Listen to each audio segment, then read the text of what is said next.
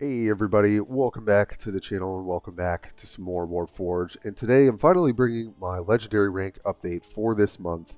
And I had wanted to do it before the Dark Angels arrived, but then they arrived and I was like, screw it, let's talk about Dark Angels. Let's talk about how strong they are. Can they contend in the meta? Will they define the meta? We'll get into all of that in the video. We'll talk about what I believe are the top tier decks. And I've mostly been playing Dark Angels, all variants. I feel like I've arrived at some really great lists, and so I'm going to have a list for every Dark Angels build that I'm currently playing in 3.3k rank with Dark Angels. So we're up there. We're climbing. We're getting the minus 40 losses and the plus 10 wins most of the time. So we'll have that. I'll also throw up the the top, basically the top Junith list. I honestly I think you could throw everything in the kitchen sink into Junith and she'd still be good at this point. So we'll look at a handful of deck lists, but we'll really just kind of talk about the meta and talk a little bit of basically an overview of what decks could show up a little bit more. Which ones are the breakout decks, tier 1, tier 2, and then decks to kind of look out for, which to me is more of like they could come back into the meta if the conditions are kind of right. And I'll be including all the Dark Angels there as well because there are plenty of builds that I haven't tested with, but I feel like I've arrived at the ones that are pretty dang competitive. So before I already get into it, and we're right here at the intro. Thanks so much for the support. We put out, we got to do some streaming, got to put out my first deck guide for the Dark Angels, and got a lot of support. So appreciate that. Feel free to drop a subscribe here, working toward that 1K goal if you like what you're seeing. And as always, thanks for sticking with me. So let's get into it. All right, we have a lot to get into, and also in some ways, not a lot to get into. So, first things first, I would be remiss if I didn't say basically, if I could put Junith as like tier 0, that's where she would be. She is, I think, hands down the best deck. We've got people approaching 5k on the rank ladder with her because the win rate is just insane. And we'll talk a little bit more detail why once we kind of go through the tiers. But Junith obviously has been an insane breakout deck for this particular season. She's been great for several seasons, but I think with all of the buffs and the reinforcement, really she has been sent over the edge because she does well into Erica, who is also a top tier deck. And she basically makes it almost impossible. Every single turn you have to be on pace to beat Junith. And there just are not many decks that can do that consistently enough, on top of dealing with Rhino. You guys know I'm preaching to the literal sisters choir here. I'm sure you know how powerful she is, and we will look at the build and kind of talk about why in more detail. Another deck I just kind of want to shout out here is Gordrang. And Gordrang, to me, I think was maybe not as potent, earlier on this month, but I have seen a ton of Gordrang. And I think it's no surprise, right? Because Gordrang actually, if you get the right draw, can potentially out-fatigue Junith. It's very hard to do still, but it is one of the only decks that can do that.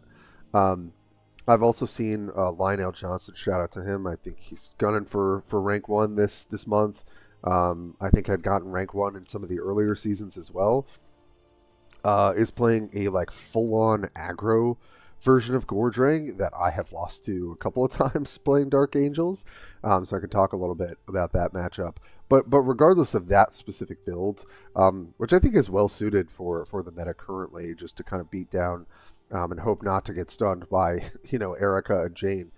I think there's a lot of Gordrang running around, and I wanted to kind of put that on the map because I imagine other people are seeing it, especially if you're really grinding for top 50 this season. So those are the two decks that I'm like, you're going to see them a ton when you're in legendary rank, from my perspective. So I always like to start there.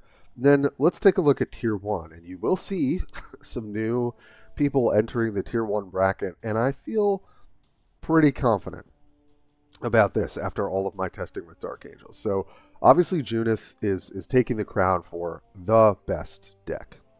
Erica, I think, is not very far behind. Again, she also shuts down people like Belial, like Gordrang, like Swarmlord. Some of the matchups can still be tough for her, but she can also present these board states that you really can't do enough to keep up, because sisters just are able to do that now because their early game is not bad. And so I think if we're not putting Erica up there, I would be wrong, because she's still just an excellent, excellent option. Now let's talk about the Dark Angels, the boys who have joined the ranks here with Azriel and Belial. I really feel like the sleeper mechanic of Dark Angels is teleportation, or teleport. Um, I think that it offers so much value. The stats on those cards are already good, and the bonus, all of them are relevant, for the most part. For the ones that are in my builds, and obviously we'll get into the builds later. So I really just want to shout out, I think Dark Angels have the legs to be tier 1. I'm sure you've seen a ton of them on ladder. I've lost a handful of games with them, but I have won so much more. I mean, I really climbed from 2,500 starting out as Dark Angels, did a bit of testing, and then jumped into ranked with mostly Belial and Azriel, around basically tempo, aggro, teleport builds, and it was not hard to get to 3,300 within 5 days, a couple hours a day playing. They are sort of like sisters. They present threats very consistently, and you have to be able to answer them. And if you can't, either beat them down first, or control the board enough to not get run over, they're going to run over you. I'm pretty confident about that, and I just think in the average tier 2 deck that I'm playing against, aside from the Belial matchup into Jane, which is quite hard, I think that both of these guys can do very, very well into a wide spread of decks. I'm putting Azriel. I forget to talk about this, especially for people who have not seen my meta videos.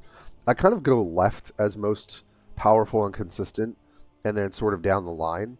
So basically the way to look at this is like anything in the left column is basically kind of like the top of something, aside from decks to watch for. That's kind of a different category. But for tier 1, it's literally I'm ranking like Junith first place, Erica second, Azriel third, Belial fourth. And the reason is because Azriel doesn't get as hampered by Erica and Jane stunning, which Belial obviously does. But I still think Belial can beat down. I actually think Belial does pretty well into Junith. I've had a pretty positive win rate into her. So that's, anyone that can deal with Junith is worth the while in my book. So I really do think like they're the real deal. Now, we could see nerfs. I would understand why. I'm not necessarily advocating for them. I said this in my video for Belial as well. I do think it makes sense for them to be toned down a little bit. Also, I think if sisters receive nerfs, which I think they probably need to, and or buffs to other factions, which I think I would like to see as well for the next balance patch, then Dark Angels might be a little too strong.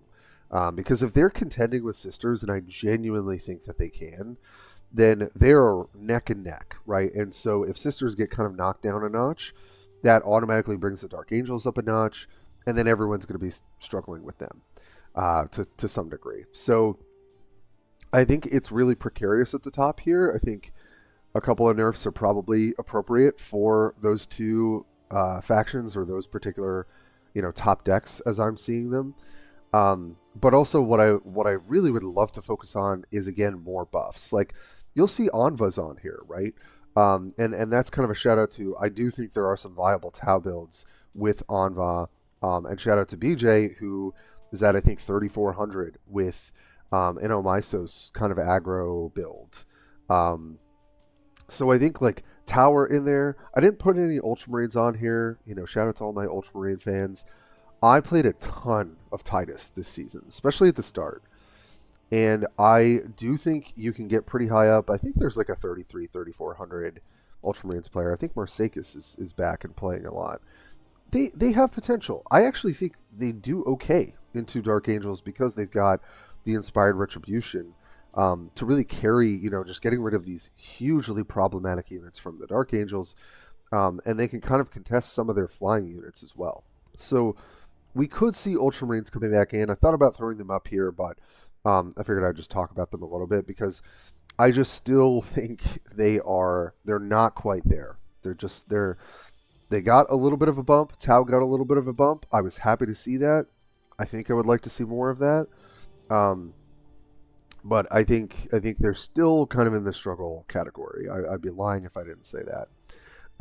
So that's tier 1, but I know I'm already talking about tier 2. But these 4 decks, as I sort of see them in their pretty like meta constructed lists, right? Like obviously Erica varies a little bit from Junith, but not that much. And so if you can run Junith, you could probably run Erica, or you know how to play against them. Azriel and Belial, you guys can just go off of my builds or whatever you've seen, but I am telling you they do well. Of course, I'm going to lose here and there, but I just think that if I can get to 3,300 with a new faction that I have only spent a week with, because I have like a pretty healthy collection, I think that they're going to be here for to stay in tier 1. So those are my thoughts with that. So getting on to tier 2, Jane is still an excellent deck. You could make an argument she should still be in tier 1. Eldar are still just very powerful. Has a really great matchup into Belial, I would say, overall. Struggles a little bit more with Azriel, and that's kind of why I'm putting her below. But Eldar have some great, ways to just, pressure the board, make you play to their tempo, then respond, burn you out. I will say, I think they don't do great into Dark Angel's armored units, right? Because they don't really have a lot of ways to interact with armor outside of the Fire Prism. So I think that's why they're kind of a little bit lower than they would normally be, because for me, Jane, Erica, and Junith were kind of the decks to beat at the beginning of this season. But I think it's shifted a little bit. And then right next to Jane, I'm putting Gordrang. It's possible Gordrang could be a little bit higher, but I don't think so. I think that he still can struggle into some matchups. I've still run him over, even with Belial, because Belial can actually contest the the beating down that occurs in that matchup. But I've also lost to Gordrang as Dark Angels too. And I think Gordrang, struggles into Erica, but can do fairly decently into Junith. So I don't think I'm, amiss saying that if your 4 factions to climb with this season were Sisters, Dark Angels, Eldar, and Orcs, I imagine you'll do pretty well this season. And that's kind of what I'm thinking is, if you're playing your 4 factions for Global Top 50, and I probably should start working on some other factions. I've just been jamming Dark Angels. Then those would be great. Still think Swarmlord does well. We've got a 3,700 player, with Tyranids. I imagine mostly that's with Swarmlord. He's been the most consistent. So I think he's still around. Belial kind of makes quick work of Swarmlord. You'll see that in my Belial deck guide. Azriel, I think, can struggle a little bit more, but still, again, because Tyranids don't have a ton of removal, they have to contest your units with their units, and I just think the Dark Angel units, especially with Teleport, are really, really nasty. So I think it's kind of tough. I still think Galaron's around. I still think he can, pull some decent numbers. I think they actually have some decent matchups into Dark Angels, so I really wouldn't count him out. And I think he can do decently well into Junith if they don't run away with the game early. So I think Galaron is still in the running there. And then Anva, I don't have any specific builds or a ton of thoughts on him. My thought process is really from, I'm playing a lot of Dark Angels, so what would be good into Dark Angels? And I think that Anva offers, you can build him very sort of tempo flank focused. And I think that could actually do pretty well into Dark Angels. I think the Krutox Rampager that deals a bunch of damage, especially with melee, he can actually take out a lot of the problematic ground units that the Dark Angels have. So I think there's some potential there, and I know from BJ's video for Omisos and just our conversations that they are competitive. They're not tier 1. I don't think they're the top of tier 2. But you don't have to be a tier 1 or even tier 2 deck to hit above 3K. Especially if you know your matchups, especially if your build is fine-tuned. So that's tier 2 for you.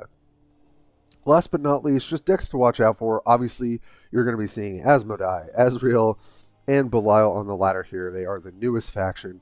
Asmodai, to me, has been the least competitive warlord. And it's possible I should be putting him here up on tier 2. I just haven't tested enough. I do have an Asmodai build that I was playing on stream last night and liking quite a bit. And so we'll talk about kind of why. But then, and I hate to say it, because this is one of my pet peeves basically of this game, Scarabs might be in a good position to make a return. I don't really know how good their matchup is into Sisters. I could see it kind of breaking either way. I think Sisters have a few tools to deal with them, but I think Dark Angels don't as much. And so I think the Scarabs could make a return into some of the top decks and probably do reasonably well. So as much as I hate to encourage that, because I just do not enjoy that deck or that playstyle, I had to kind of shout that out there. And so again, this is a very small snapshot. We're not doing a full tier list. Maybe sometime I'll do that. Let me know if you would like to see me pour through a bunch of deck lists and all of that. But this is kind of my snapshot of what I feel is like the most important to communicate to my viewers here on the channel, especially those who are really, gunning for those ranks. And I have plenty of conversations with other players. I really try to collaborate with, some of the greats in the community, whether they're creators or just players. So I think this is a good snapshot, and I will leave it at that. Let's get into some of the deck lists. All right, well, we've got straight from Mindgraph, and thank you for sending this over yesterday during the stream. The 4K Junith list that Mindgraph has been using, that Shrigma Mail had worked on, that BJ I think has also advocated for and has played. You're going to win games if you play this deck, unless you're playing really poorly. I've heard reports of 95% win rate, 90% win rate. Like I said, I think Dark Angels actually have some pretty great ability to contend Junith, and that's why they're up there in tier 1. But you just can't go wrong running these, right? And just to highlight a few of why I think this is so powerful, right? Really the addition of Sacred Rose is huge. Same with Rhino. Same with the Zephyrim Superior. They just have the ability to play pretty decent early game and still have access to things like Exorcist and Triumph, right? And then you've got Adelaide, who just allows them to still stabilize with their faith if they're falling behind. Zephyrim Superior is just an excellent, excellent card. The fact that you can just play this, draw a card, keeps Junith going, right? You could even shave like a Devout Warriors and play something else if you wanted to, because I think the card advantage is still pretty present in the deck. But you get to play things like Beacon of Faith, which Erica could play, but I don't generally do. And you're just playing 2 4-drops, Sacred Rose and Sororitas Rhino, that have to be answered. If you do not answer them the turn that they are played, they will run away with the game, for the most part. I had one game with Belial where Deadly Hunters, which brings the full biker gang, was the only way that I was able to recover from not clearing out some of the Sacred Rose sisters. So there are ways to recover, but basically, if you're not putting Junith on the back foot and continuing to punish them, they're going to run you over. That is just how it works. So I'm not going to spend too much time on this deck list. Honestly, if I want to hit Global 50, probably got to be playing this at some point. It's just too good.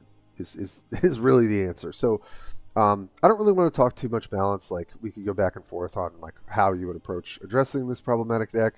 Um, I just think their weakness used to be if you could punish them and out aggro them, you won the game.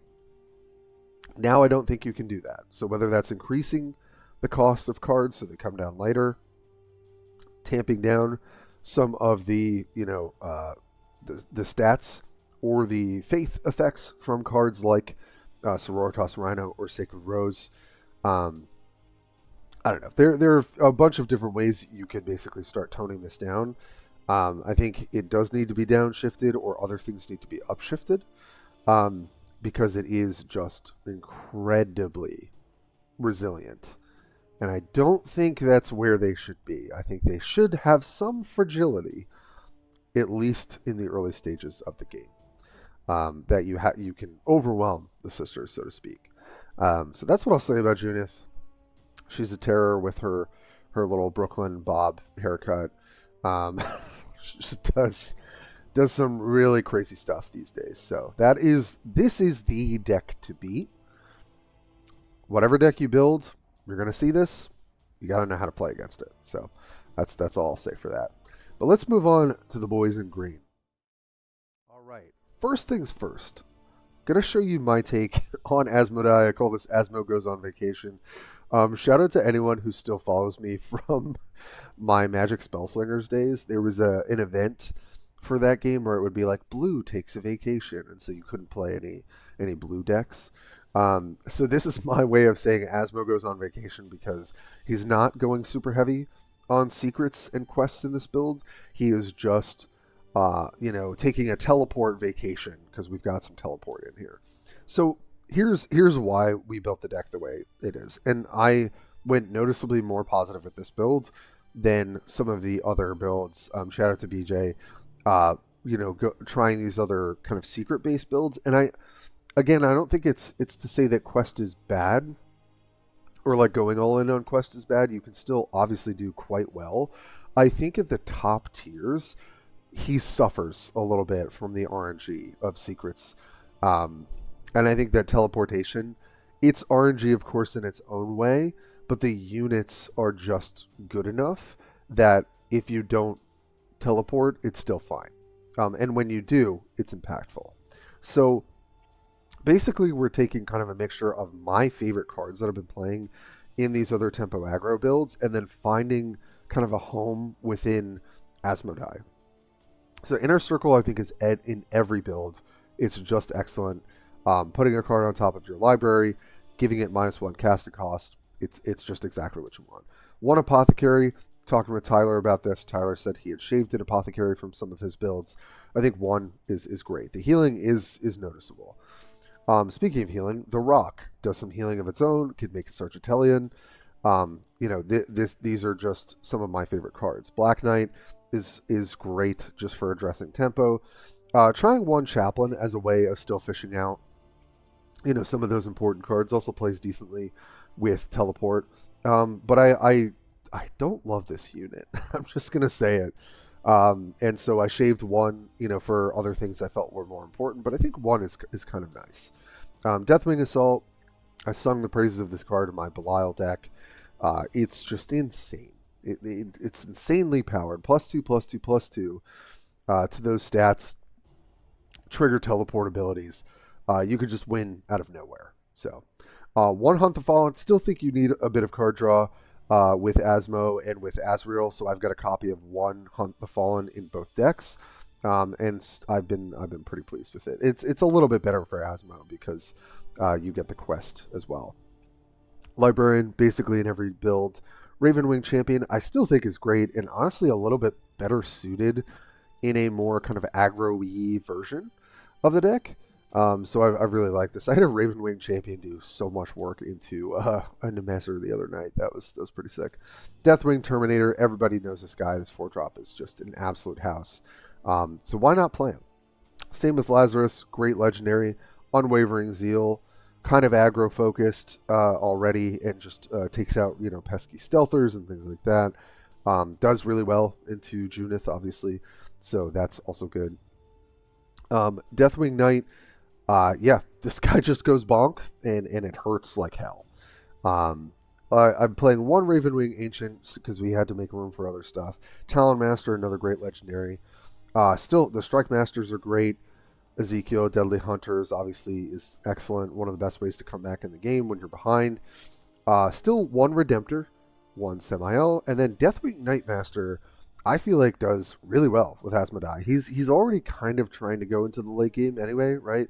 If you're accumulating secrets and just trying to stabilize because you're not able to really beat down as much as the other warlords. And Deathwing Nightmaster has won me so many games. I really think having one copy of this at the top of your curve teleports in, deals 3 to all of your opponent's stuff, pumps your warlord +3. It's got shield, it's got armor, it's not going anywhere. This thing just kind of wins the game on the spot a lot of the time if you're playing your cards right. So I encourage you to try this build. I know this looks funky because we're not going questing, we're not deploying a ton of secrets, but because we're kind of leaning more into teleport and going a little half on secrets, I actually think it works better because I think the secret RNG, even if you go all in, is just, in my opinion, not quite worth it. So I would try this build out if you're a little skeptical. But that is Asmo Goes on Vacation. All right, well, let's get to the deck that I have definitely played the most and have tested the most and have done very well with, which is Belial Beatdown. Again, this guy has no shortage of card advantage. It draws like a million cards. So we get to play stuff like Ancient Reliquary, obviously Inner Circle again, Sergeant Taman, The Rock, a lot of cheap kind of stuff because we want to be using our ability and beating down. And then you'll see a lot of usual suspects here. Deathwing Assault, Librarian, Ravenwing Speeder, love this card. Just very efficient 3-drop. Terminator, Master Lazarus, Azriel, Double Knight, Double Ancient, Talon Master, Double Striker, Ezekiel, Deadly Hunters, and Sammy at the top of the curve.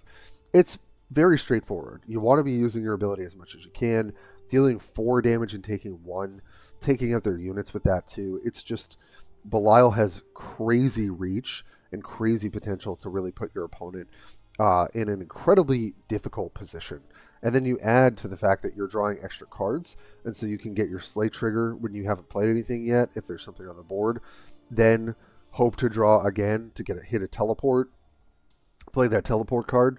I'm telling you, this is the way to play this guy.